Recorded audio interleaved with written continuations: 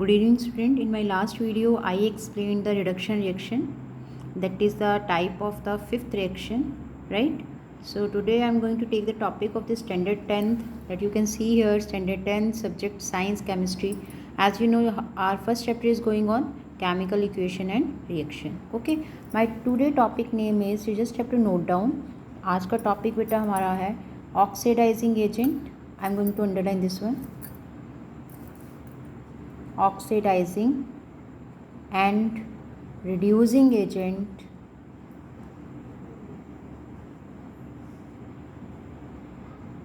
along with redox reaction. Okay, so beta today I am going to explain your this oxidizing and reducing agent. I am just going to underline this one beta.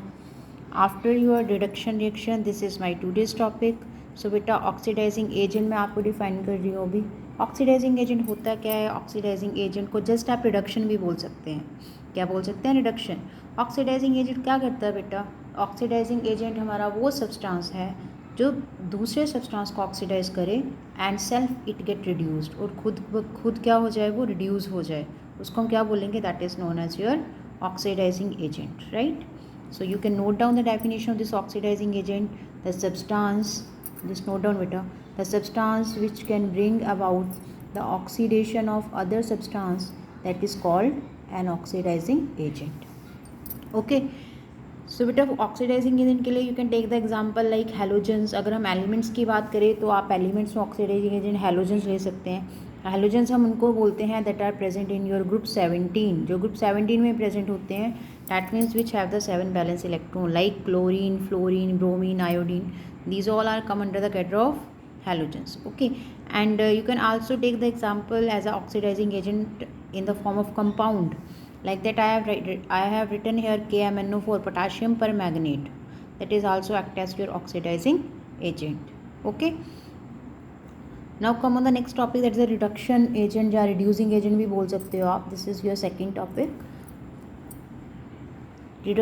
reducing agent हमारा क्या होता है? like that it is just opposite of the oxidizing agent, as I explained recently, which can oxidize the other substance and itself get reduced, that is your oxidizing. reducing agent क्या होगा? which can bring about reduction of the other substance and itself get oxidized, जो खुद oxidize हो जाए और दूसरे को reduce करे, उसको हम क्या बोलते हैं? reducing agent, right? so you can note down the definition, which can bring about reduction of other substance, जो दूसरे substance की क्या कर रहा हो? reduction कर रहा हो, उसको reduce कर रहा हो, उसको हम बोलते हैं reducing agent. okay, for example के बेस पे you can write down alkali metals होगी बेटा हमारी, या फिर you can also note down here alkaline earth metal. Alkali metal और alkaline earth metal. Alkali metals की बात करें बेटा, you can see here alkali metals के लिए, एल्कली मेटल किसको बोलते हैं? Those element which are present in your group 1, जो फर्स्ट ग्रुप में प्रेजेंट होते हैं उसको बोलते हैं हम alkali metal. Alkaline earth metal which are present in group number 2, जो सेकेंड ग्रुप में प्रेजेंट होते हैं उसको बोलते हैं alkaline earth metal. Okay, so this is all about oxidizing agent and reducing agent. In a short way I am going to explain, repeat it again. Oxidizing agent are those substance which can oxidize the other substance, like that halogens and KMnO4, potassium permanganate. As next one is your reducing agent. reducing agent are those substance which can bring about the reduction of the other substance, जो दूसरे substance की reduction करें, मतलब उसको reduce करें, उसको हम बोलेंगे reducing agent. एग्जाम्पल के तौर पे alkali metals है, alkaline earth metal है, that all are the examples of your reducing agent. okay, now third topic is redox reaction. now you can see here this redox word is going to be comprises from two words. दो words से मिलके बना बेटा, एक red and second is your ox, right? Your red, that signify there is a reduction, and your ox signify there is a oxidation. okay, so redox reaction बेटा हमें ये बता रही है जिसमें oxidation reduction both are going to be take place simultaneously, in which oxidation reduction take place simultaneously. अब एक ही साथ में reduction भी हो, oxidation भी हो, उसको हम बोलते हैं redox reaction. so you can note down here, in which oxidation and reduction take place simultaneously, जो एक साथ में होती हैं, that are called your redox reaction. उसको हम क्या बोलते हैं? redox reaction. is this clear? Now I'm going to take the example on the basis of this redox reaction that I have written here. You can see here beta CuO. CuO को हम बोलते हैं copper oxide. You must have to know the name of this compound also बेटा. आपको you must have to know about the name of the reactant as well as the product whenever you are going to explain any reaction. Okay. So CuO क्या है हमारा copper oxide. I have written here that is going to be react with hydrogen. Hydrogen से react कर रहा है and this is going to be we are going to do the heating. हम इसकी क्या कर रहे हैं, हीटिंग कर रहे हैं. डेल्टा मीन्स डेल्टा किसको सिग्निफाई कर रहा है, हीटिंग को सिग्निफाई कर रहा है, हीटिंग कर रहे हैं, राइट. तो जब हमने कॉपर ऑक्साइड को हाइड्रोजन से रिएक्ट करवाया and after that we are doing the heating of that. Now you can see here on your product side you are getting one is copper. एक आपके पास कॉपर मिल रहा है और दूसरा मिल रहा है आपके पास वाटर. एक मिल रहा है बेटा कॉपर, एक मिल रहा है water. Okay beta, whenever we are going to write any reaction, you must have to write the name of the reactant as well as the product. From this copper oxide, this one, as you can see in this reaction, you are getting copper on your product side. That means यहाँ से आपको क्या पता चल रहा है कि आपका कॉपर ऑक्साइड, ये वाली ऑक्सीजन जो इसके साथ में थी प्रोडक्ट में, वो रिमूव हो रही है. सो रिमूवल ऑफ ऑक्सीजन को हम क्या बोलते हैं, reduction. I explain that one in my last video बेटा. उसमें मैंने लास्ट वीडियो में रिडक्शन की डेफिनेशन दी थी कि यहाँ पे क्या हो रहा है, लॉस ऑफ ऑक्सीजन हो रही है. You can mention the reason why it undergoes reduction. So you must have to mention here loss of oxygen. यहाँ पे ऑक्सीजन लूज हो रही है, रिमूव हो रही है, ठीक है, रिमूव हो रही है. That means it undergoes reduction. So आप सिंपली आप बोल सकते हो लॉस, या रिमूवल भी लिख सकते हो, removal of oxygen. Is this clear बेटा? Okay. So it undergoes reduction.